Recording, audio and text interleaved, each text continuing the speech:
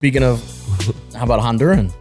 Teofimo Lopez, the takeover. Hey, he had the Where's Brooklyn at? Where's Brooklyn people in there last night? Yeah, I saw a lot of Honduras jerseys. I didn't want to get that wrong. Yeah. Saw a lot of Honduras jerseys, soccer jerseys out there.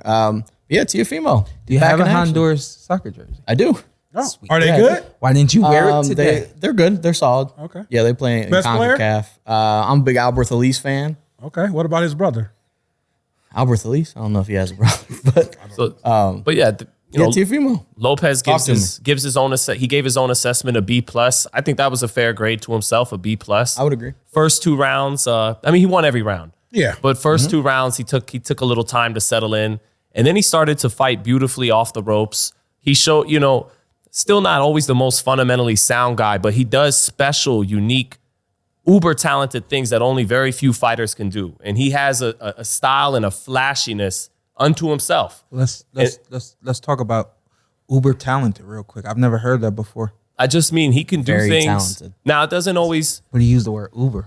I was like, ooh. Right. There's that doesn't always mean you're the sometimes the most athletic player on the court isn't the best basketball player. But he can sky to the rim and twirl his body in a three. He could do things other guys on the court can't do. Yeah. And I'm not saying Teo's not going to wind up being that best guy. Yeah. But that he's very unique, special, flashy talent in the way he counter punches, the way he can slip punches, the way he can throw with power off the pivot, not have to have his feet set. Yeah. There's still some question marks there now at 140. That guy Campa was strong, a real 140 pounder, but he ate a lot of clean shots. It looked like it took a lot more, maybe not a lot more, but it took more at 140 than it took at 135.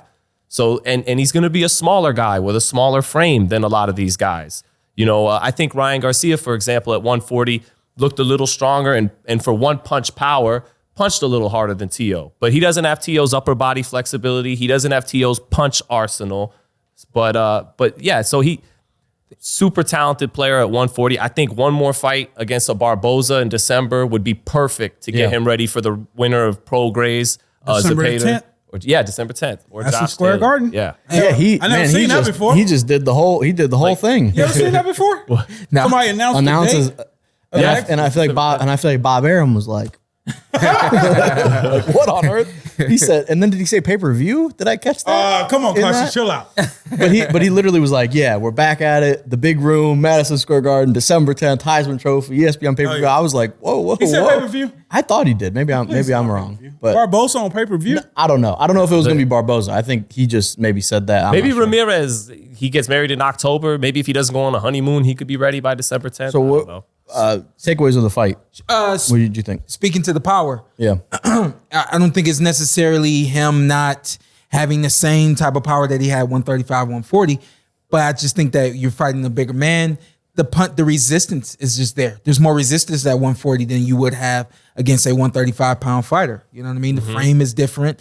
The body is different. Once you move into 140 to 147, now you get into a different type of boxer. So you got the small weights. I'm not going to start as low as you need to start, but maybe let's say 126 to 135. That's a body. That's a frame.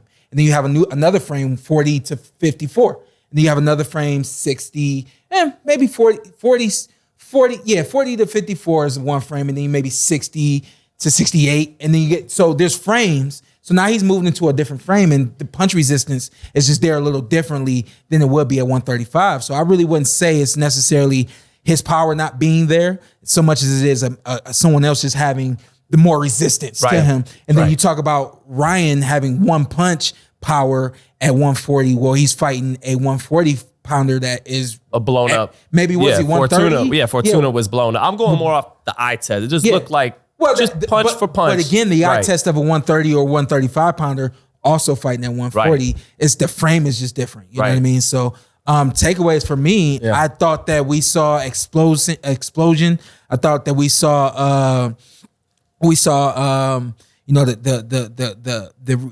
the reflexes, the speed, the power. I thought that everything was there.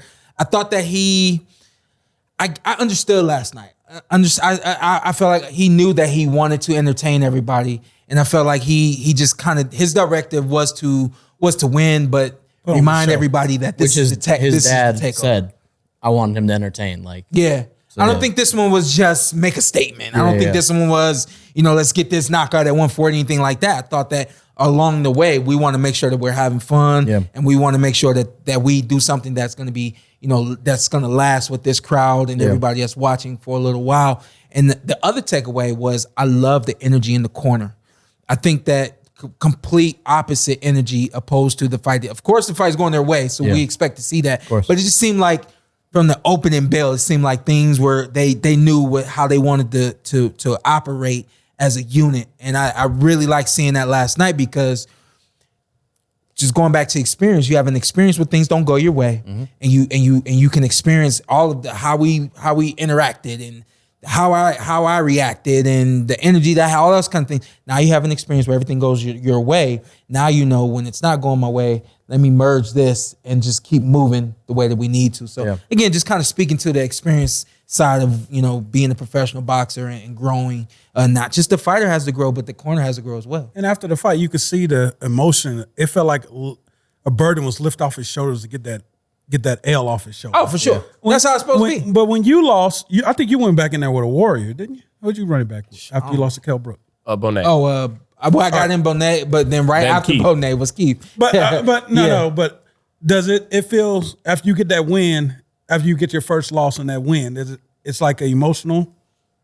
No, you know what? Because I think for me, and the losses, they're different. Yeah, my loss. No loss is gonna be the same. My loss was to Kell was just like I took it hard on myself. I mean, I think he took it hard. He took it hard too. He Sean. also kind of was in denial a little bit. But also he had got knocked down and he had said a lot before the fight. And I mean, so his loss compared to my first loss, those were two different losses. You know what I mean? So I just think that mine overall was an easier loss to come back from.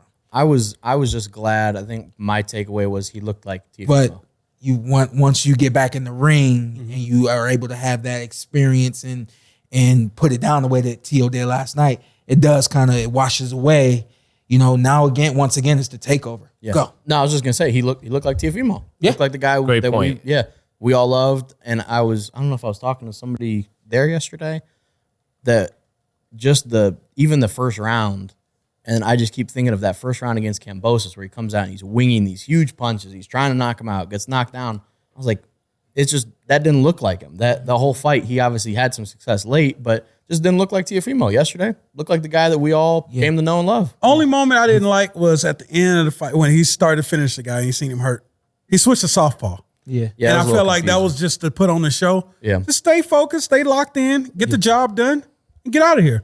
But I understand he wants to put on the show. Yeah. He's always put on the show, and that's kind of he plays to the crowd. I thought about Roy when he switched, actually. Okay. And I thought about Roy because it never really seemed like Roy was forcing anything. Yeah. He just was a fun fighter to watch, and I don't know how he did what he did, but I don't think he concentrated on being entertaining. I don't think he was just having fun himself. I think everything he did was just unconsciously. Yeah. I'm unconsciously talented. Yeah.